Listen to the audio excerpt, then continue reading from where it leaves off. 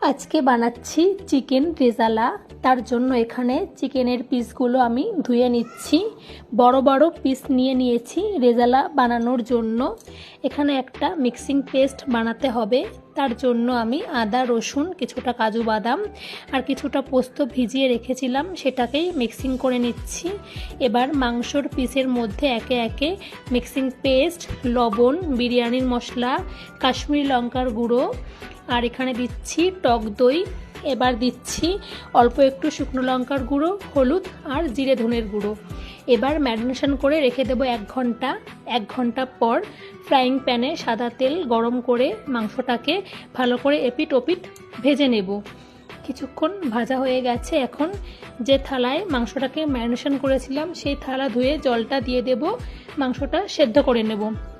লো ফ্লেমে সেদ্ধ হয়ে গেলেই তৈরি চিকেন রেজালা। এই যে থালা এখন নামিয়ে নিচ্ছি। নিয়েছি গরম ভাত আর পটলের দোরমা। এদিকে বরকে দিয়েছি খেতে। খেয়ে রিভিউ বলল খুব ভালো হয়েছে। বাই।